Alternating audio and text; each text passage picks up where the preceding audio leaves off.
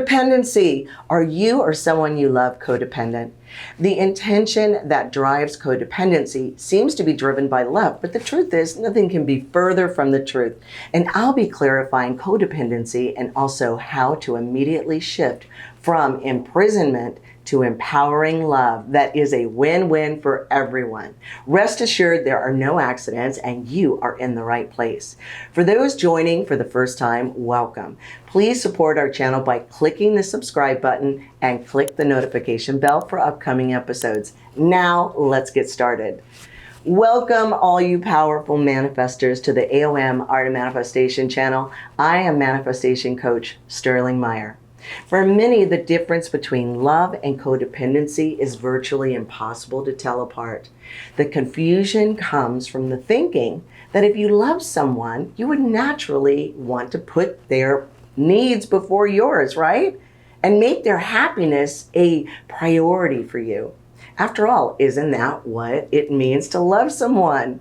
Well, yes, it's true that loving someone truly involves being unselfish. For instance, if you have children, we put them before ourselves, such as in the situation when a child is hungry in the middle of the night and is crying because it's hungry. We aren't going to just try to sleep through it.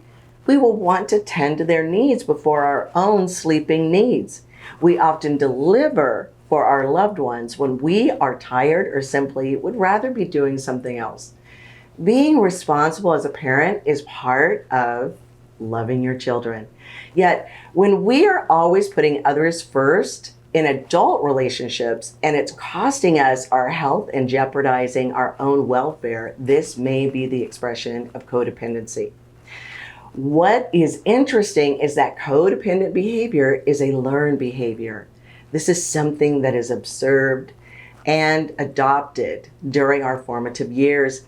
If our mother, father, or caretaker never set boundaries in their relationships and could never bring themselves to say no to people and lacked healthy communication skills, we probably adopted this behavior and brought them along to our intimate relationships.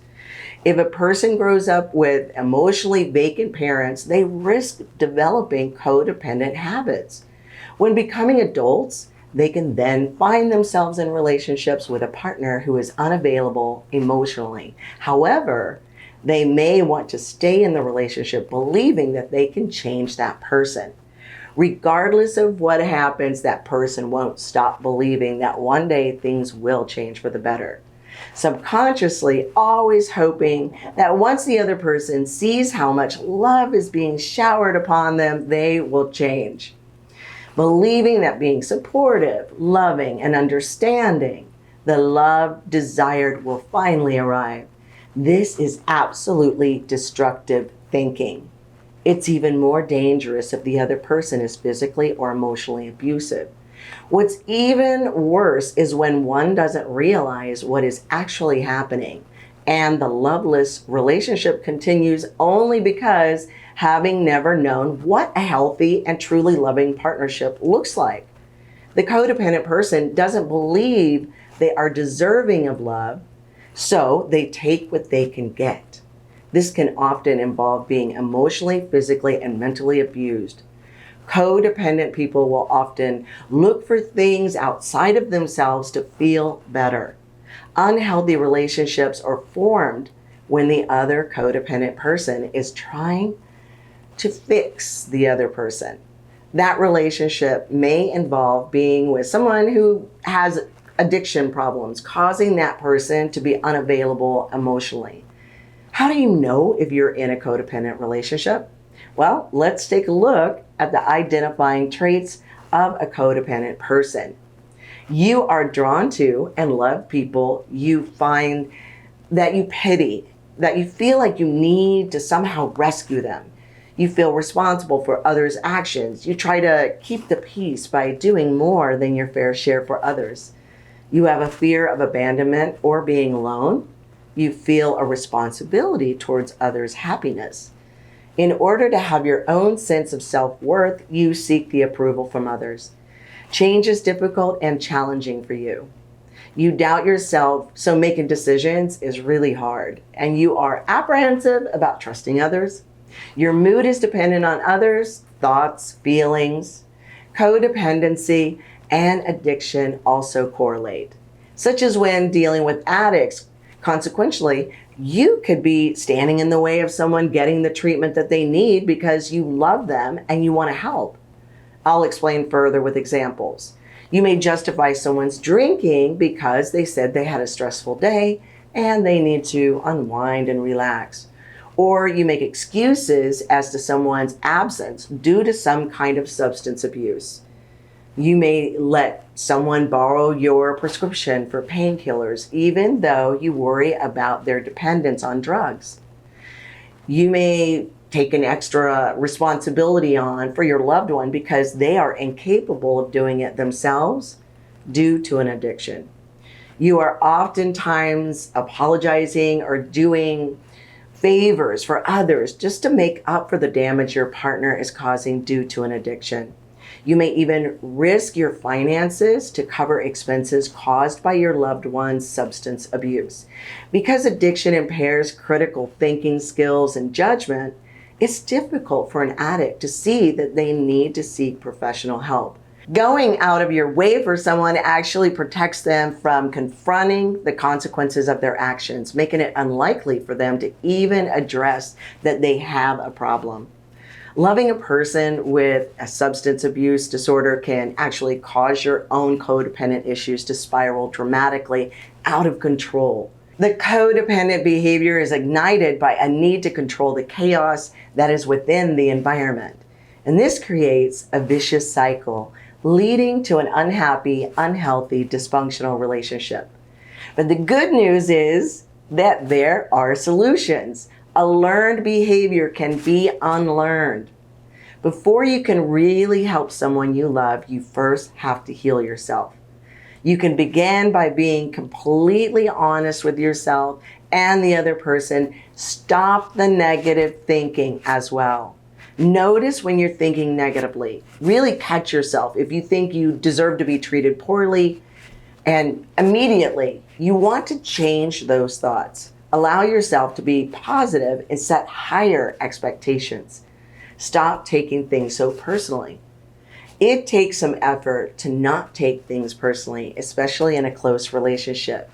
Accept the person and refrain from trying to fix them.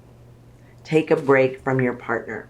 There is nothing wrong with it. Take time for yourself by spending time with uplifting friends. This will help you find your center again and give you a clearer perspective. And it gets you back in touch with your own self. Consider working with a professional, such as myself, to help guide you through the process of breaking the chains. From there, you'll understand what steps need to be taken for yourself and your loved one. You will also gain lifelong tools that will heal you and cause the codependency to disappear. This leads to the transformation of the relationship, as well as moving in a direction that will help the substance abuser. Change will not happen unless there are steps taken in a different direction than before. One cannot solve the problems with the same mindset that created it. So remember what you truly want. What is the end goal?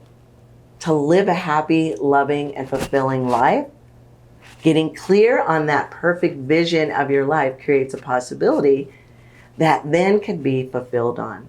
I assure you that living a happy, loving, and satisfying life is an absolutely realistic and achievable goal. Create boundaries.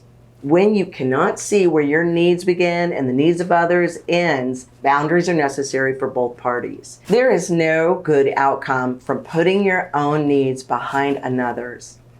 Like the flight attendant says, put your oxygen mask on before helping others with theirs. When you take care of yourself first, you are helping others with the best version of yourself. Can you see how that is a win-win situation? So let go of guilty feelings when doing so, and remember that you are making a huge difference for the both of you. Self-care is not a selfish act. Healthy relationships are achieved by having independent identities outside of the relationship.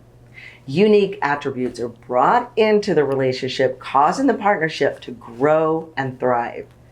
If you would like powerful, fast-acting solutions, a step-by-step, simple guide for shifting from a dysfunctional and unhappy relationship to one that is expanding and growing in the most loving and desirable way, please contact us at getyourlifenow.com for a free consultation. Please share this episode with others you feel could benefit from this information. And if you haven't already, please subscribe to our channel so we can continue to bring you life-altering information on a weekly basis. No matter what, get the help you and your loved one needs. Unhealthy relationships do not have to be. There are solutions, and both of you deserve happy and fruitful relationships. So take that action today. You're going to be so much closer to experiencing an inspiring, loving, free, and liberated partnership that thrives. So be sure to check out our other videos here. And until next time, thank you so much for watching, and I hope you create magic and miracles in your life.